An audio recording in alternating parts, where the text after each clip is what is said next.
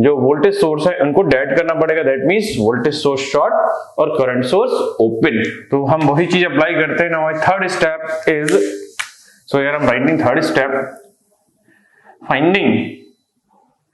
Finding RTH. और RTH निकालते समय क्या लिखना है आपको, voltage source must be short circuited and current source must be open circuited. So ध्यान रखिएगा बात, जल्दबाजी में आपसे क्वेश्चन गलत ना हो जाए।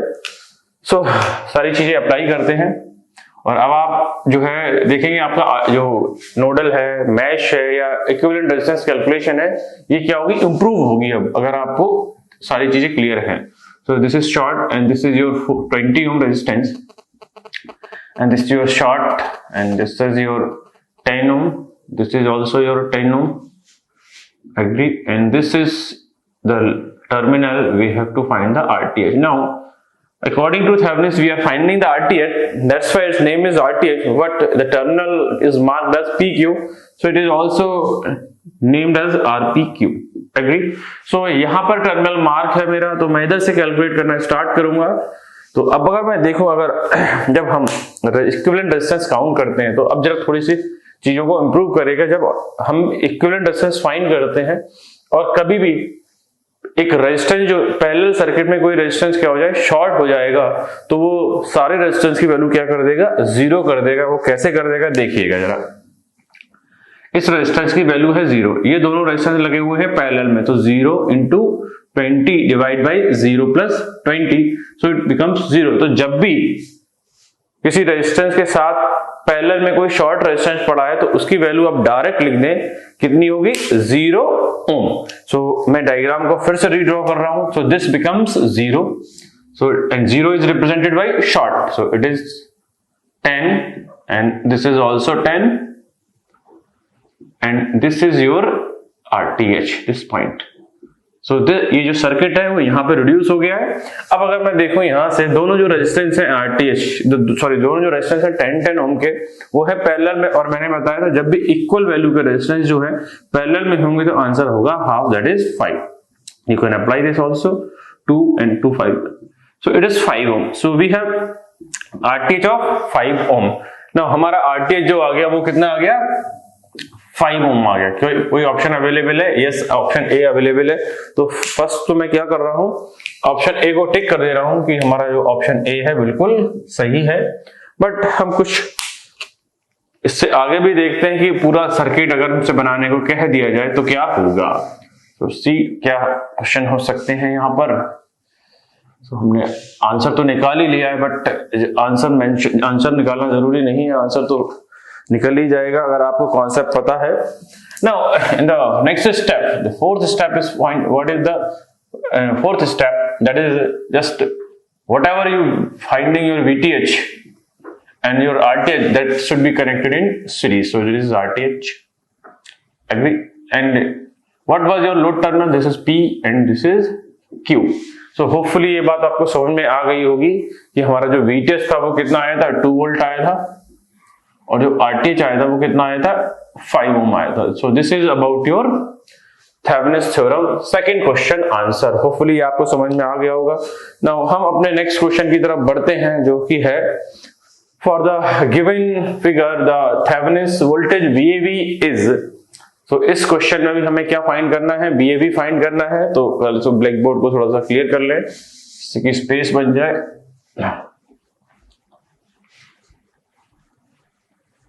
सो देखते हैं, अगर मैं बात करूं इस क्वेश्चन की तो हमें फाइंड करना है सिर्फ और सिर्फ VTH, बट हम सारी चीजें फाइंड करेंगे जिससे कि हमें हर क्वेश्चन में क्या चीजें, कॉन्सेप्ट जो हमारा क्लियर रहे। अब इस क्वेश्चन की खास बात यह है, अब आप इसमें जो VTH है किस तरीके से निकालना चाह रहे हो। सो अब मैं सर्किट को इधर ड्रॉ कर रहा हूं, देखते हैं। सो it is 6 ampere and next is 5 ohm, this is your 5 ohm, and then 10, and this is your load terminal marked as AB, this is 10, and further we have 10, this is one is 10, and this one is 16 volt. This is your diagram, so don't worry about the diagram. Now let's see what happened to the VTH. Now it's an interesting question that we have to take. हम इसको पहले तो nodal से find करते हैं कि nodal से इसका आंसर क्या होगा, ठीक है. This is V1 and this is V2. Now take it, अगर दो नोड के बीच में कोई एलिमेंट नहीं है तो वो नोड सेम नोड होंगे, that means they are shorted together. So ये जो V2 नोड है वो यही नोड है, and I make a circle the same node, it is a same node. Agree? So जब भी दो नोड्स के या दो पॉइंट के बीच में कोई एलिमेंट नहीं होता है, they are the same node because they are shorted together. Agree? तो मुझे ये पता चल रहा है कि इस नोड का तो वोल्टेज इजीली आ जाएगा. क्लियर है बात? देखते हैं क्या होगा. सो अगर मैं यहां से देखूं, ये जो 16 वोल्ट है वो इन दोनों 10 ओम के रेजिस्टेंस को क्या कर रहा है, सप्लाई कर रहा है. और अगर ये सप्लाई कर रहा है, कोई प्रॉब्लम नहीं है. दूसरी तरीके से निकालते हैं जो हम नोडल पढ़ चुके हैं, अप्लाई करते हैं. So I am using KCL at node 1. First I am using KCL at node 1. So node 1 पे अगर मैं KCL लगाऊं तो कितने एलिमेंट कनेक्ट है, 1, 2 और 3. सो 3 एलिमेंट कनेक्टेड है. अच्छा, एक चीज और ध्यान रखिएगा, जो आपका V2 है वही VAB है, और जो VAB है वही आपका टारगेट है, दैट इज VTH. ठीक है यहां तक? सो मैं KCL नोड 1 पे अप्लाई कर रहा हूं. 6 is outgoing plus V1 upon 5 plus V1 minus V2 upon 10. Hopefully ये बात समझ में आ गई होगी. That is equals to 0. Now taking LCM and it is 2V1 plus V1 minus V2 divided by 10, and that is equals to minus 6. So I am having 3V1 minus V2 equals to minus 60. That is the equation number 1. यहां तक बात समझ में आ गई होगी आपके. अब हम अपना अप्लाई करते हैं KCL at node 2. So KCL at node 2 देखते हैं क्या होगा. अगर मैं नोड 2 पर KCL की बात करूं तो जो नोड 2 पर KCL होगा, जो पहला टर्म होगा V2 minus V1 divide by 10. This point V2 minus V1 divide by 10. Now in this branch the current is 0. This branch the current is 0. Now I have complete this term. Now next term is what? V2 divide by 10. V2 divide by 10. And the next term is what? V2 minus 16 divide by 10, that is equals to 0. Hopefully ये बात समझ में आ गई होगी. Now इस question में क्या होगा, आपको एलसीएम लेने की, इस पार्ट में एलसीएम लेने की जरूरत पड़ेगी नहीं. So it is V2 minus V1 plus V2 minus 16. Clear है यहां तक? That is equals to 0 because right hand side में कुछ है ही नहीं. नाउ टर्म को कंबाइन कर लेते हैं. So it is minus V1, V2, 2V2, 3V2 and that is equals to 16. So हमारे पास दो इक्वेशन आ गई और दो अननोन है. इसको हम लोग सॉल्व कर लेते हैं. ठीक है? सो सॉल्विंग इक्वेशन 1 एंड 2. सो बेहतर ये होगा कि आप इक्वेशन सेकंड में 3 से मल्टीप्लाई कर दें और इन दोनों इक्वेशनों को क्या कर दें, ऐड कर दें. देखते हैं क्या होगा. So my first equation is 3V1 minus V2 equals to minus 60. This is the equation number 1. और जो इक्वेशन सेकंड है मैं उसमें क्या कर रहा हूं, 3 से मल्टीप्लाई कर रहा हूं, क्योंकि मैं V1 को कैंसिल करना चाह रहा हूं, क्योंकि मेरा टारगेट ही V2 है और V2 ही मेरा VTH है. सो मैं मल्टीप्लाई कर रहा हूं 3 से. So minus 3V1 plus 9V2 and 16 3 जा 48 प्लस 48. तो this was your equation number second. Now अगर अब मैं इसको सॉल्व करूं, मैं डायरेक्ट ऐड कर रहा हूं, तो डायरेक्ट ऐड में करूंगा तो ये कैंसिल आउट हो जाएंगे और 9 में से 1 जाएगा तो इट इज 8V2. और अगर मैं बात करूं 60 में से 48 जाएंगे तो कितना बचेगा, माइनस का 12. ठीक है? So V2 equals to minus 12 divide by 8. अगर मैं 4 से डिवाइड करता हूं तो 4 3 जा 12 एंड 4 2 जा, सो V2 इक्वल्स टू आएगा आपका -1.5 वोल्ट। कोई ऑप्शन में है? यस, प्रेजेंट है। तो V2 equals to -1.5 and V2 ही हमारा क्या था? VTH था। मैं ऑलरेडी बता चुका था कि V2 और VTH क्या है? सेम है। तो इस क्वेश्चन का जो ऑप्शन होगा वो क्या होगा? ए सही होगा। सो जो क्वेश्चन ने पूछा था वो तो हमने निकाल लिया है। Now this time I have to find also the RTH so that we can come in comfortable zone. So हम नेक्स्ट पार्ट में इसका क्या फाइंड करते हैं? RTH फाइंड करते हैं कि RTH क्या होगा। होपफुली ये बात समझ में आ गई होगी ना आपको। तो मिटा देते हैं इसको। So let's see the RTH of this part. RTH को निकालने के लिए हम इसको भी इरेज कर देते हैं, यहीं पर सॉल्व कर देते हैं RTH। सो अगर RTH को देखा जाए, अब अगर ध्यान हो आपको, RTH निकालते समय क्या करते थे? RTH निकालते समय जो करंट सोर्स है उसको ओपन और जो वोल्टेज सोर्स है उसको क्या कर देते हैं? शॉर्ट कर देते हैं। हम सर्किट को ड्रॉ करते हैं। Open, this is 5 ohm, this is your 10 ohm, this is your RTH terminal and this is 10, this is your 10 and this also 10 and this is the shorted terminal। okay, so ये find करने। अब next चीज और ध्यान देंगे, जैसे जब हम इक्विवेलेंट रेजिस्टेंस निकालते हैं तो शॉर्ट टर्मिनल से बड़ा सावधान रहिएगा, क्योंकि जल्दबाजी में वो शॉर्टेड जो पार्ट है वो आपकी कैलकुलेशन को गलत करा सकता है। ऐसे ही जब हम इक्विवेलेंट रेजिस्टेंस काउंट करेंगे तो ओपन वायर से थोड़ा सावधान रहिएगा, क्योंकि जो ओपन वायर है वो इक्विवेलेंट रेजिस्टेंस में काउंट नहीं होते हैं।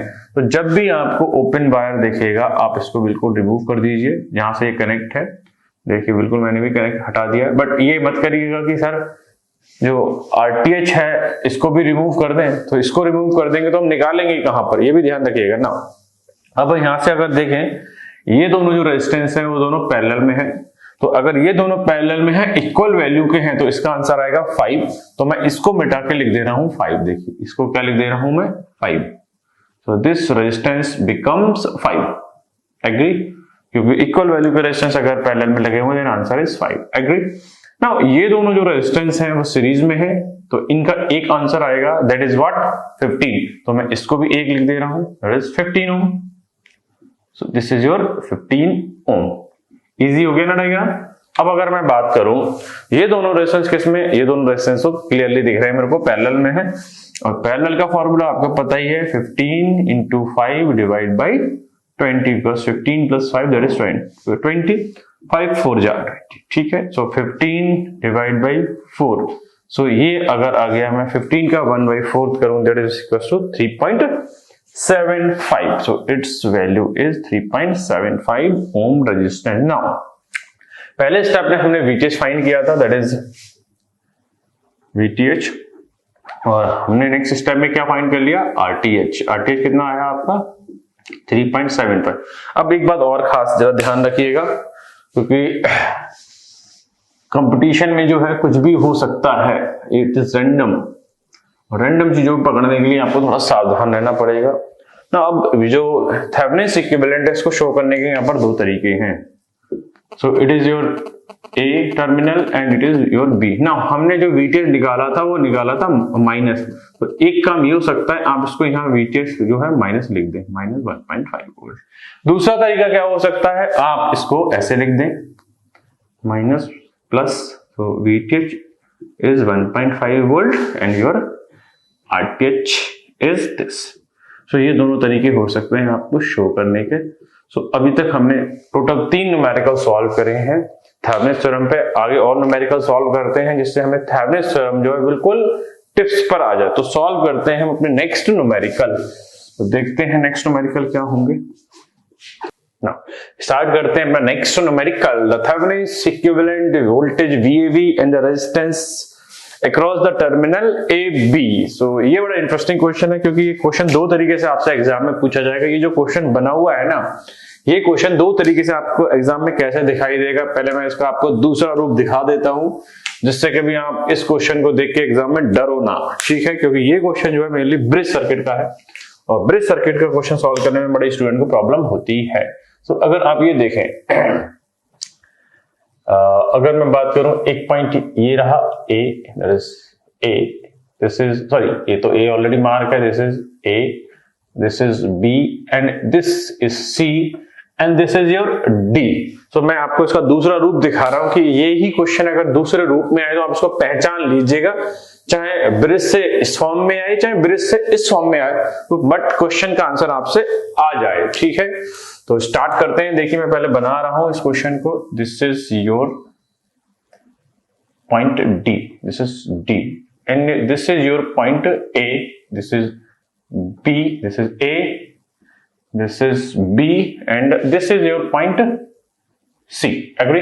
Now in between point D and C we are connecting the supply, so it is D and C.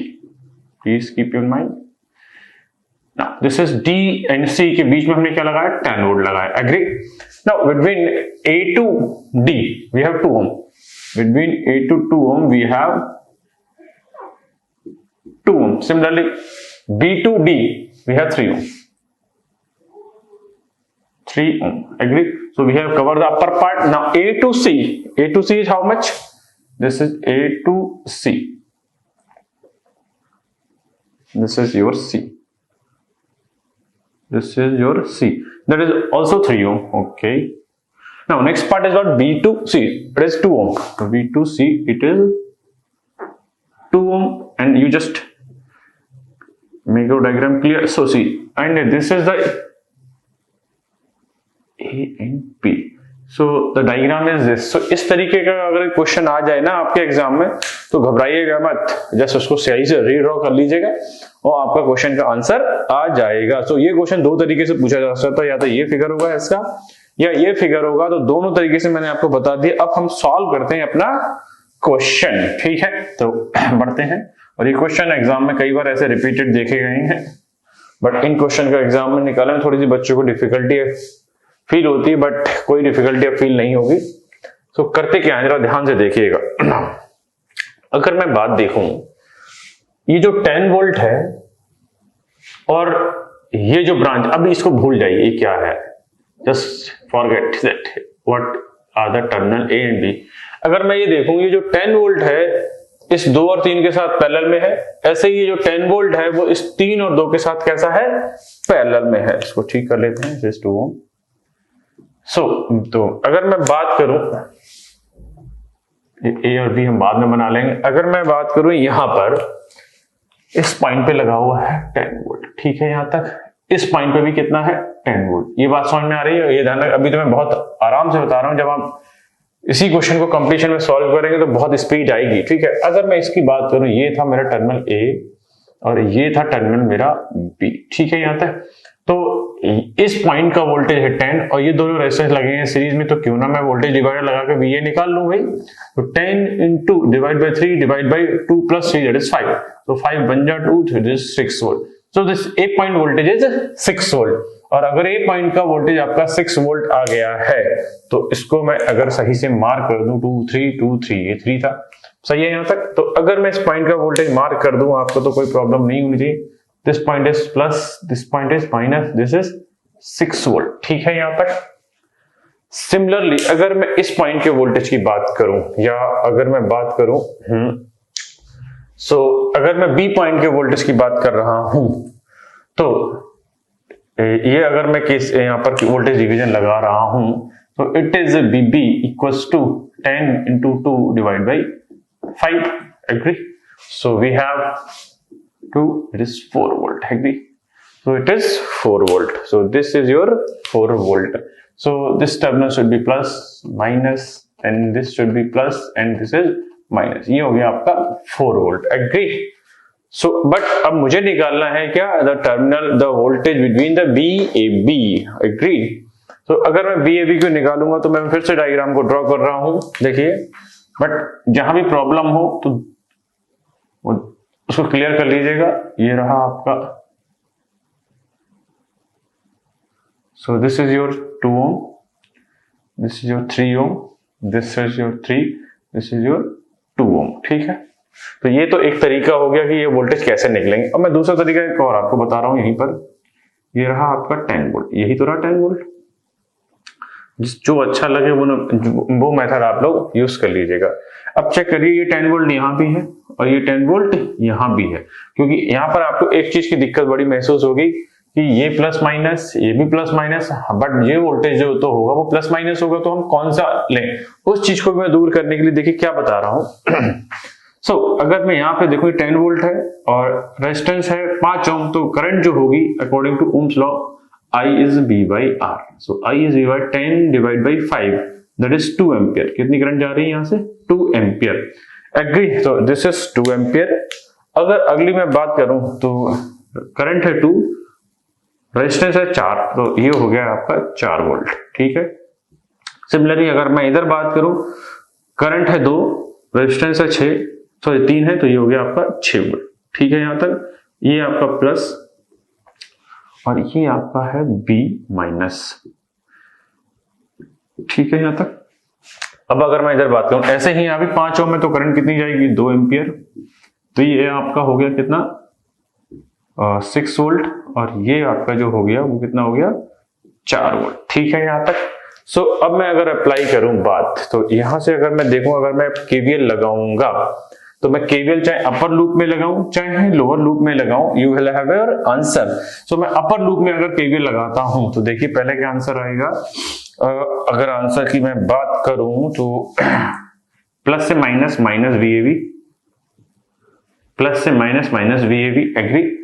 Now this is -4, plus से minus -4, and this is minus से plus, plus 6 volt equals to 0. So your VAB minus VAB plus 2 equals to 0.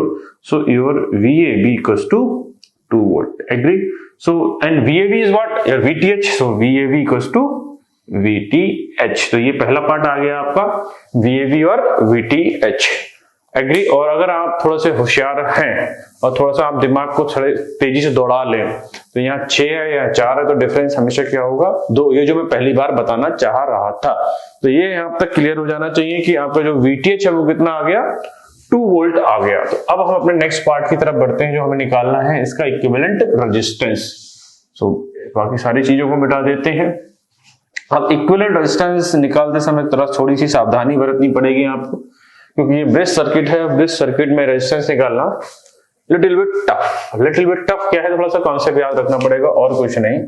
Now अब जब अगर हम RTH निकालेंगे तो RTH निकालते समय क्या करना है? हमें वोल्टेज सोर्स को शॉर्ट करना पड़ेगा। तो शॉर्ट कर देते हैं पहले तो ये रहा आपका शॉर्ट टर्मिनल, ये रहा शॉर्ट टर्मिनल, और ये रहा आपका 2 ओम, क्योंकि हम पहले स्टेप में हमने क्या फाइंड करा था? VTH फाइंड कर लिया था। नाउ अब हम क्या फाइंड कर रहे हैं? RTH की, और जो लोड है वो ऑलरेडी रिमूव्ड है, तो वो लैंग्वेज लिखने की जरूरत नहीं है। सो it is 2, it is 3, it is 2 and it is 3. Now this is your A, similarly this is your 3 and this is your 2 ohm resistance and this is your B. Okay, 2 3 3 2, ठीक है यहाँ तक ना। अब मुझे निकालना है इक्विवेलेंट रेजिस्टेंस। तो इक्विवेलेंट रेजिस्टेंस जो है, जब हम ब्रिज सर्किट में निकालेंगे तो इंपॉर्टेंट है, और इसको ध्यान से रखिएगा क्योंकि क्वेश्चन आ जाते हैं इन जनरल। अब इसको निकालने का मैं आपको बहुत अच्छा तरीका बताता हूं। देखिए क्या, ये रहा आपका ए पॉइंट, तो ये भी ए ही होगा। अगर ये बी है तो ये भी बी होगा। एग्री?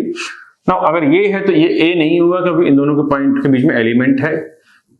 बट अगर ये मैं मान लू सी है, तो चेक करिए, अगर ये सी है तो ये भी सी है, क्योंकि इन दोनों के बीच में कोई एलिमेंट नहीं है। एग्री? सिमिलरली अगर मैं बात करूं, अगर ये सी है, क्या सी है? अगर ये सी है तो देखिए ए बी सी है, ठीक है यहां तक। और अगर ये सी है तो ये पॉइंट भी कैसा है? सी है। ये बात मेरे हिसाब से आपको समझ में आ गई होगी। क्लियर है? तो एक बार और कंफर्म कर लेते हैं, देखते हैं कि बात सही बैठ रही है नहीं। यस, अगर ये ए है तो ए है, तो ये B है तो ये B है। अब अगर ये C मान रहे हैं तो ये दोनों पॉइंट C है, और ये C है तो ये भी क्या है C, क्योंकि ये सारे टर्मिनल आपस में क्या है शॉर्ट है। अब हमें जो चाहिए रेजिस्टेंस चाहिए। अब उस रेजिस्टेंस को निकालने के लिए मैं देखिए डायग्राम को थोड़ा सा इरेज कर रहा हूं ना।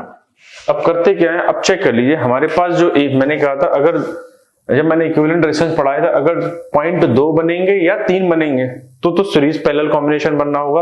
अगर पॉइंट 4 बन गए तो बनेगा ब्रिज, और अगर ब्रिज होगा तो ब्रिज बैलेंस भी हो सकता है, और अनबैलेंस बैलेंस होगा तो सीरीज पैरेलल, और अगर अनबैलेंस होगा तो लगेगा स्टार और डेल्टा। बट यहाँ तो 3 ही पॉइंट बनना है, 1 2 सी और सी, 3 ही पॉइंट बनना है, तो ये बहुत ही काम की चीज है यहाँ पर जो हमने बताई है। तो अगर मुझे ये चाहिए ए और ये चाहिए बी, क्योंकि इन्हीं के बीच में चाहिए मुझे रेजिस्टेंस, तो एक चीज ध्यान रखिएगा, जिन टर्मिनल के बीच में आपको रेजिस्टेंस चाहिए उनको बाहर रखिएगा। अगर उनको आपने अंदर रख दिया तो आप इक्विवेलेंट निकालने में बड़ी दिक्कत फील करेंगे। सो एक पॉइंट है मेरे पास सी, वो कहीं भी आप रैंडम मान सकते हैं, दैट डिपेंड्स अपॉन यू ना। अब 1 बाय 1 करते हैं। ए से सी के बीच में कितना है 2 ओम है, 2 ओम एग्री। और अगर मैं बात करूं बी से सी के बीच में भी कितना है 2 ओम है। सो हमने अभी तक दोनों ये निपटा दिए हैं। फिर ए से सी के बीच में कितना है 3 ओम, ए से सी के बीच में कितना है, ये हो गया 3 ओम एग्री। सिमिलरली अगर मैं बात करूं बी से सी के बीच में कितना है 3 ओम, तो यहां भी बी से सी के बीच में कितना है 3 ओम। ठीक है, यहां तक। अब देखिए जो कॉम्प्लिकेटेड डायग्राम था वो इजी डायग्राम में रिड्यूस हो गया। एक बार फिर से कंफर्म कर लेते हैं। ए से सी 2 ओम, फिर ए से सी फिर 3 ओम, ना बी से सी 3 ओम, फिर बी से सी 2 ओम। सो अब मैं जो डायग्राम है जहां से हमने डायग्राम बनाया है इसको मिटा देते हैं, agree. So this is now erased. अब अगर मैं बात करूं, ये दोनों रेजिस्टेंस किसमें है, पैरेलल में है, और दो रेजिस्टेंस पैरेलल में 3 × 2 डिवाइड बाई 5, तो 6.5। ठीक है, 6/5। सिमिलरली ये भी कितना आएगा 6/5, एग्री। सो 6/5, तो 6/5 is I hope so 1.2, so this is 1.2 and it is also 1.2, clear है। सो अगर मैं बात करूं अब इसका मैं इक्विवेलेंट डायग्राम बनाऊंगा, तो यहां से एक आया मेरे पास 1.2, दिस इज योर ए। यहां से एक रेजिस्टेंस, यहां से जो वैल्यू आई एक आई 1.2। सिमिलरली ये पॉइंट रहा सी, और यहां से यहां तक की वैल्यू भी कितनी आई है 1.2, और ये रहा आपका बी पॉइंट, और इन्हीं दोनों के बीच में तो आपको इक्विवेलेंट रेजिस्टेंस चाहिए था जो कि था ए बी। अब चेक कर लीजिए ये दोनों रेजिस्टेंस किस में है, सीरीज में है। So your R A B और R T H equal to 2.4, क्योंकि सीरीज में रेजिस्टेंस तो डायरेक्ट ऐड हो जाते हैं। So you will get 2.4 ohm resistance. तो अब चेक कर लीजिए, हमने जो वीटीएच निकाला था वो निकाला था कितना 2 वोल्ट, और जो आरटीएच निकाला था वो कितना निकाला था 2.4 ओम। So we have 2 volt and 2.4 option. So in C we have this option. So अगर आपको ये बात समझ में आ गई हो तो प्लीज ब्रिज की और प्रैक्टिस करिएगा। मैंने ब्रिज में जितना भी हो सकता था बता दिया है, और अगर इसके बाद अगर आप सॉल्व करना चाहेंगे तो VTH और RTH को किसमें लगा देंगे, सीरीज में लगा देंगे। सो होपफुली ये बात समझ में आ गई होगी। बढ़ते हैं अपने नेक्स्ट न्यूमेरिकल की तरफ।